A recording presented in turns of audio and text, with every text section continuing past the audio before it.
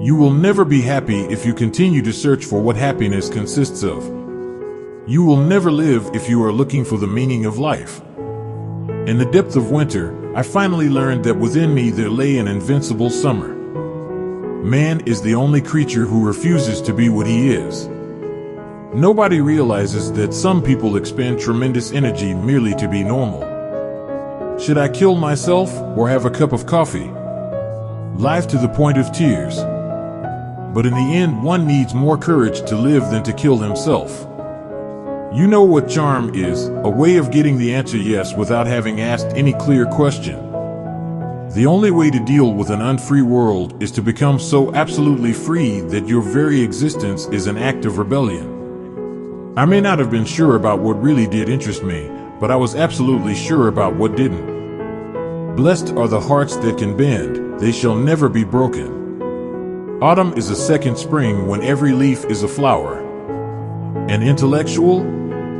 Yes. And never deny it. An intellectual is someone whose mind watches itself. I like this because I am happy to be both halves, the watcher and the watched. Can they be brought together? This is a practical question. We must get down to it. I despise intelligence really means I cannot bear my doubts. When I look at my life and its secret colors, I feel like bursting into tears. Real generosity towards the future lies in giving all to the present. There are perhaps many causes worth dying for, but to me, certainly, there are none worth killing for. Fiction is the lie through which we tell the truth. I open myself to the gentle indifference of the world. To be happy, we must not be too concerned with others. The purpose of a writer is to keep civilization from destroying itself. I used to advertise my loyalty, and I don't believe there is a single person I love that I didn't eventually betray. Always go too far, because that's where you'll find the truth. O light! This is the cry of all the characters of ancient drama brought face to face with their fate. This last resort was ours, too, and I knew it now. In the middle of winter, I at last discovered that there was in me an invincible summer. At the heart of all beauty lies something inhuman. When the soul suffers too much, it develops a taste for misfortune. I do not believe in God, and I am not an atheist. People hasten to judge in order not to be judged themselves. I had only a little time left, and I didn't want to waste it on God. Do not wait for the last judgment. It comes every day. Since we're all going to die, it's obvious that when and how don't matter. I have no idea what's awaiting me or what will happen when this all ends. For the moment I know this, there are sick people and they need curing. I leave Sisyphus at the foot of the mountain. One always finds one's burden again. But Sisyphus teaches the higher fidelity that negates the gods and raises rocks. He too concludes that all is well. This universe henceforth without a master seems to him neither sterile nor futile. Each atom of that stone, each mineral flake of that night-filled mountain, in itself, forms a world. The struggle itself toward the heights is enough to fill a man's heart. One must imagine Sisyphus happy. Seeking what is true is not seeking what is desirable. I looked up at the massive signs and stars in the night sky and laid myself open for the first time to the benign indifference of the world. There is not love of life without despair about life. If something is going to happen to me, I want to be there. Man is always prey to his truths. Once he has admitted them, he cannot free himself from them. Some people talk in their sleep. Lecturers talk while other people sleep. Every act of rebellion expresses a nostalgia for innocence and an appeal to the essence of being.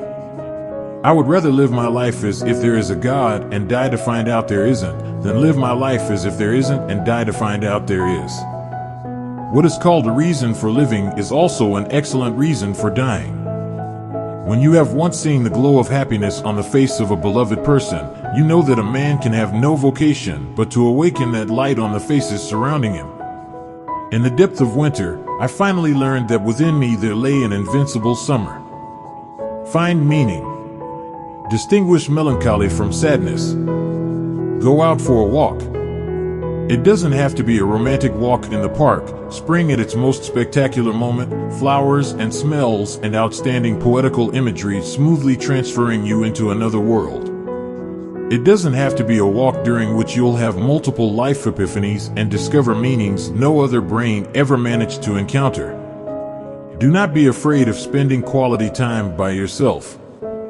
Find meaning or don't find meaning, but steal some time and give it freely and exclusively to your own self. Opt for privacy and solitude. That doesn't make you antisocial or cause you to reject the rest of the world. But you need to breathe. And you need to be. There is scarcely any passion without struggle. I rebel, therefore I exist. It is the job of thinking people not to be on the side of the executioners. Men are never convinced of your reasons, of your sincerity, of the seriousness of your sufferings, except by your death. So long as you are alive, your case is doubtful, you have a right only to their skepticism. The literal meaning of life is whatever you're doing that prevents you from killing yourself. Life can be magnificent and overwhelming, that is the whole tragedy. Without beauty, love, or danger, it would almost be easy to live. What is a rebel? A man who says no. Freedom is nothing but a chance to be better. I know that man is capable of great deeds. But if he isn't capable of great emotion, well, he leaves me cold. The evil that is in the world almost always comes from ignorance, and good intentions may do as much harm as malevolence if they lack understanding. Have you no hope at all?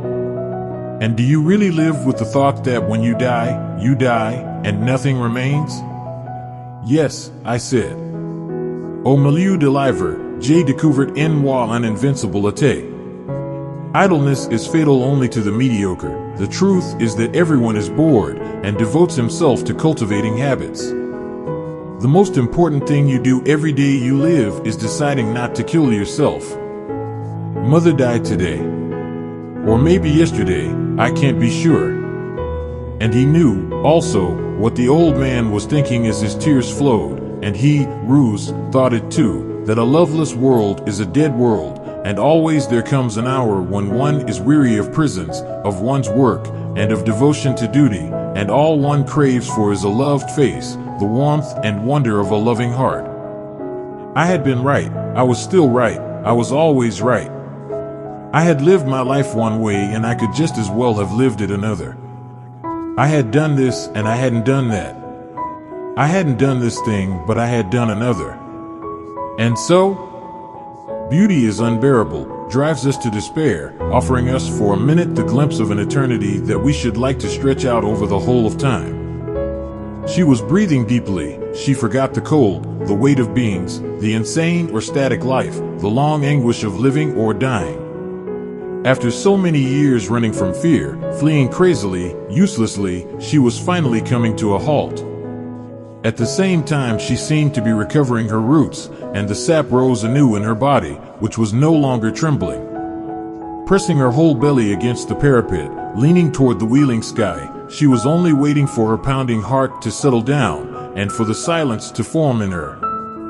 The last constellations of stars fell in bunches a little lower on the horizon of the desert and stood motionless.